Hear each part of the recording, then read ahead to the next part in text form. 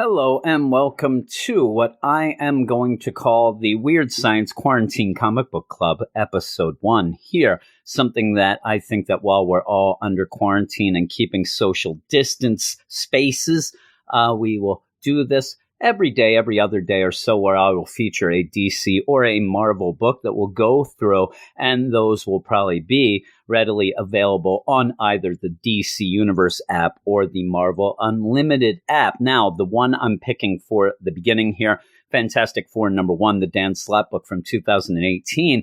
The reason why I'm picking this is not only is it on the Marvel Unlimited app, but it's on the Marvel Unlimited app for free. And that means if you don't have the app, can't afford it, never decided to dip your toe into it. First off, I'll tell you, if you do be able to afford it, it's well worth it. It is a great app. I love it. I love it so much. But Marvel has put a bunch of runs of comics on there for free, and there is a lot. This isn't just one or two books. You end up having the first arc of the Avengers, The Final Host, the Jason Aaron Fresh Start Avengers book. You have the main books from Civil War, Thanos Wins, the Donny Cates arc of his Thanos book, The Amazing Spider-Man, Red Goblin arc from Dan Slott, this Fantastic Four book, obviously, that we're talking about, but even the Dark Phoenix saga, Winter Soldier, a ton of things. And it seems like they are going and putting more things, shuffling them around. So I'll tell you, go and grab it. But this one we're talking about is the Fantastic Four #1, the Fresh Start book, Fresh Start. And it did come out August 8th, 2018. And there's two stories. The main story is written by Dan Slott with art by Sarah Pichelli. There is a backup, a Dr. Doom story, again written by Dan Slott with pencils by Simone Bianchi. And both are really, really good.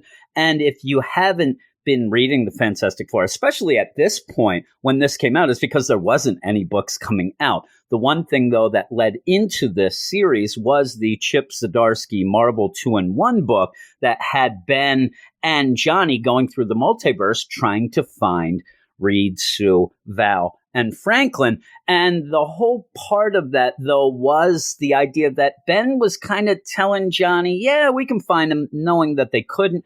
Johnny, though, will never give up hope, and that continues in this issue. You get a little bit, and this isn't going to be a stepping on point for people who know nothing about the Fantastic Four, but I think that most people know enough about them to just jump in and go with this. You just have to realize that Sue, Reed, Val, and Franklin have been missing for quite some time, with Ben and Johnny being left behind. They're there and they're trying to deal with their life, not only not having the Fantastic Four, but having their family and loved ones not there with him, or them. Yeah, Ben and Alicia, though, they're going around. Ben seems to be, a little depressed as you go through here, kind of lost a little, not knowing what to do. Not as bad as Johnny, even though Johnny tries to put up a fun exterior, but you see by the end that it's eating at him even a little more than Ben. But there's Alicia. She's there. Hey, Ben, let's get these cats. Ben's like, I really don't want cats. I don't need that. And he says, I don't need furballs running underfoot here.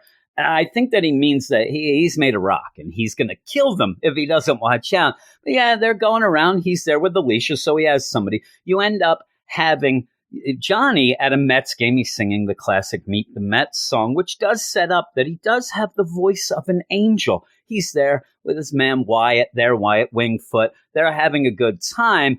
While this goes on, though, suddenly you end up getting the Fantastic Four signal in the air. Somebody has shot off the gun there. The signal is up in the air, very reminiscent of the first issue ever, and they jump to it. Now, jump to it in the way that Johnny, he's excited. This is like, it's happening. This is Christmas, birthday, New Year's, everything for Johnny. He knew it. I knew they were going to come back. I knew it. Here we go. I wonder why it's going on now. Who are we going to fight? This is going to be awesome. Even so, are we fighting Psycho Man? Diablo, the Frightful Four? This is going to be awesome. He goes off. Ben, though, kind of is like, yeah, I don't think that that's what it is. Alicia says, hey, I can hear still. I may be blind, but I can hear. I can hear everybody saying about the signal. Shouldn't you go? And Ben's like, it's not happening. They are gone. It was not, Reed, Sue, they didn't do this. They're gone. They're not coming back. I pretty much, got that. I've come to terms with it. I'm not going to run off like this. Johnny, though, again, Mr. Hopeful, he finds out it was a prank. It's about those Yancey Street kids. They love to punk people. They love the punking on Yancey Street. This is a pretty bad punking. In fact, in the issue, you do go through almost like a slice of the whole MCU there, where there are, Medusa, Luke Cage, everybody. Like, oh man, if they're back, this is great. But then they're not. These kids are going to be in trouble. They end up being represented by Jennifer Walters, the She-Hulk, that ends up Ben hired them to get out. Ben does not want them to be in trouble, though they are going to be in a bit of trouble. Johnny wants the book thrown at him. Johnny is pissed. He had his hopes up. And again, this was, back in the day when you had those videos where you had like the Xbox 360 and you had those real piece of crap parents that ended up getting a box for the 360 and filling it up with socks and rocks and things. And then the kids would come down. Oh man, Xbox 360. Holy crap. Going more nuts than that Nintendo 64 kid back in the day. And then they open it up and it's rocks. And it's the worst. It's the worst. And these guys pranking, Johnny is pissed. They're lucky he doesn't fry their butts, but you end up trying to figure out what's going on. And Ben's like, well, let's go back and see what's there at the warehouse. Let's see. And you get the original Signal Flare where you did see that the Yancey Street kids did end up breaking in and grabbing that poor Shecky. He's there. He left the door unlocked. He ended up falling asleep on the job. He should be fired, but luckily he's not. But with that, Ben's kind of there and he wants to reminisce a little. He's seeing all the old stuff and he does reminisce. He has this box that you ended up having Astronomica give him that you can go and relive some past adventures and things like that. So he ends up going through this little adventure that they had trying to get back home. And it's one of those things, home is where the heart is. This is a time where they were lost and got back. And they got back because, Johnny, he's got the voice of an angel, like I told you. And there's a funny little scene here where they have to have somebody, the best singer, has to get the staff and sing into it to light their way home. Sue thinks she's the best singer. It's only because everybody's been nice to her. She's terrible. Johnny has the best voice. And she's like, oh, best voice, that's me, right? And then you have them all like, Johnny, Johnny, Johnny. And then she gets a little upset. But you end up having Old Dankeschön being sung by Johnny. And it does start to light the way and gets them back to New York City and Earth and all that, which shows you at points they have been lost and they have returned. In the meantime, though, Ben again's like, they're not coming back, and it's about time. That signal flare going off kind of was a bit of a signal to me, a signal that I should start on a new adventure, a signal that maybe I should get on with my life. He ends up having a gem that Astronomica ended up giving them. And it was one of those, if you ever get lost, use this to find your way.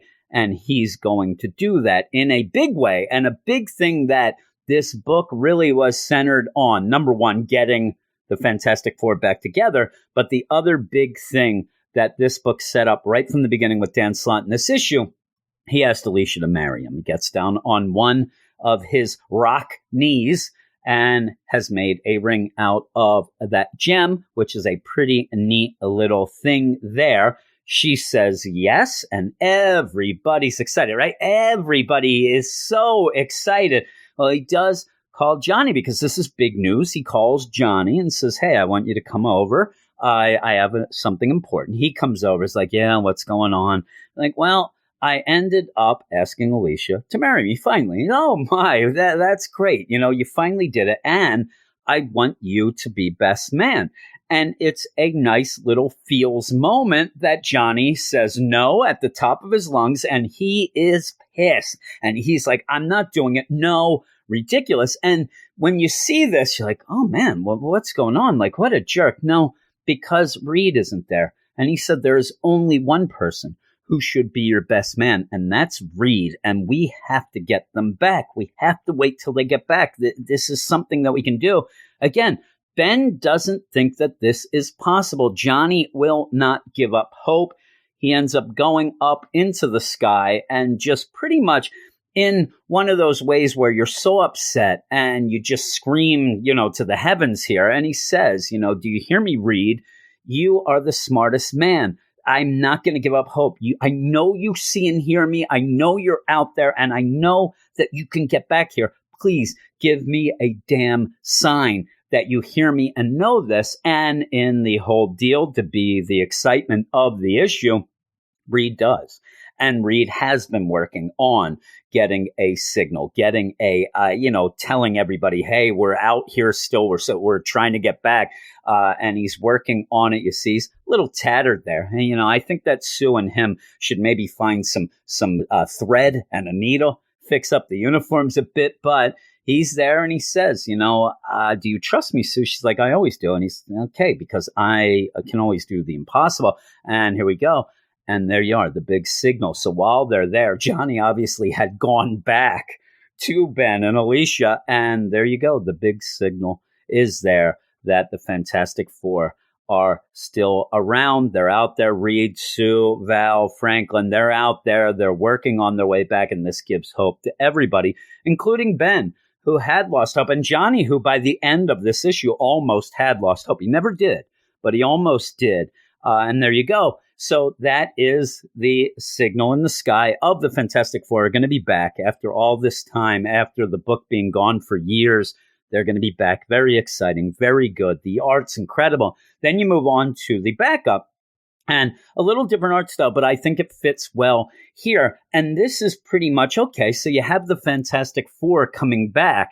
Well, let's get Dr. Doom back, and not just back. He's been around, but he's also been playing hero. He's also been doing other things. Let's get him back to Dr. Doom. And the best place and best way to do this is to go off to Latveria. That is pretty much being taken over. The people of Latveria need Dr. Doom back. They need their signal, their hope, which, for most people is, awful. But for them, Dr. Doom there with an iron fist to rule Latveria, that's their signal of things being back. And they want it just as much as, say, Ben and Johnny want the Fantastic Four back. And you see one of the biggest things, and one of the people who really, really want Dr. Doom back and is going to be the one to inspire Dr. Doom to come back, is Zora Vukovic, who is the proud daughter of Doomstot. You end up with her going on. I don't want to spoil too much, but she becomes a little more than what she is right here. She ends up getting a little bit of a power that is out. I'm not going to spoil it. You have to read it. But she becomes a big deal for Dr. Doom and Latveria. But right here, she's big to get him inspired to come back. She goes to him. She goes to the castle. Where are you? Where are you? Ends up fighting through some Doom bots as they come out now. And you have Victor there, and he doesn't have the mask on. You see, and he's like, why don't you look at my real face? Does that inspire you? Is that the thing that you need? Nobody wants that.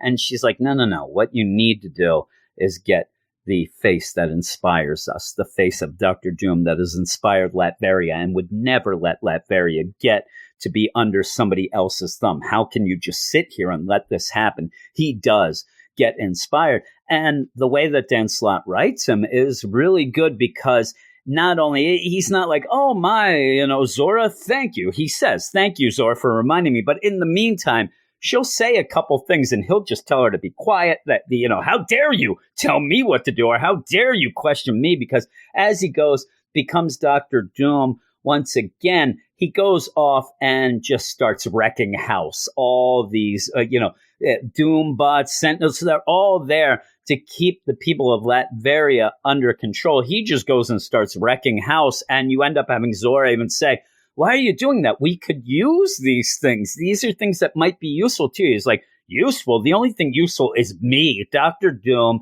and that's it. And says, bear witness to watch me free all of you from tyranny by the strength of my will and by my hand alone. And it ends, and it's really good. And that is, almost like the icing on the cake of a really good back to basics. Here we go. Let's get the Fantastic Four back after all that time and all that nonsense that you would always hear. Well, since Marvel does not have the rights to the movies, they're going to have the no books so that it doesn't do well, so that they can get. That's all put aside to do this, and real exciting. And now, in the meantime, having all this stuff, it's just an exciting time, again, to be a Marvel reader where you can get a Fantastic Four book. Now, as we go forward with this, I will tell you, I ended up really liking the series until it got a little wacky, but it seems like it's getting back on track as we speak now, which makes me very happy, because I really do think that me being a Marvel reader now for only a couple of years, pretty much fresh start was when I started. Fresh start. I want to have certain books to love. I want to love Captain America. I want to love the Avengers. I want to love Spider-Man. And Fantastic Four is one of them as well. And the thing is, since Fresh Start, I haven't loved all of those books that I just mentioned. Books, X-Men, all these things that I wanted to come over. I have actually gone to these kind of side books and fringe books along the way, but I do want to like the big ones as well. And this started out really good. And I think if you haven't read this, give it a shot. I think you'll really like it. And like I said at the beginning, you can continue on for free on the Marvel Unlimited app for the first arc. So you can check all of those out. And eventually we'll get back to issue 2 and go on. We'll see a little of what's in store for Zora, but also the whole Fantastic Four that did lead to the wedding of Ben and Alicia. That, like the Fantastic, a wrench got thrown into it a bit, but we'll get to that. Overall, I'd give this a 9 out of 10. And I really like it. And I liked it when it first came out. I like it now. So, and nothing has changed there. But I hope that you enjoyed going through this little bit of an older deal. We can go through a bunch of older comics during this time of quarantine for the Quarantine Comic Book Club. I'll just keep pushing that. So yeah, I really did enjoy it. And I think that it's something that I hope that everybody enjoys. I was trying to think of what to do while all this was going on. And a lot of people have lists and they have top things. And I like to review comics. I like to talk about them. I like to review them. So I'm going to try to stick to that, with a little bit of a twist to do these things like this. But it's something that we all have some free time, read some comics, have some fun, and enjoy it. So I hope that you enjoyed this video. Let me know. I ended up getting lax at the end with my little slideshow. But yeah, if you like this, like it down below. Also subscribe to the channel. Look in the show notes, the description of this video and all the videos to find a bunch of links to everything Weird Science, DC, and Marvel, including our websites and podcast for both. That would be great. If you listen to those, we go into more detail with things on that. But I hope that you like this. Let me know, and I'll talk to you later.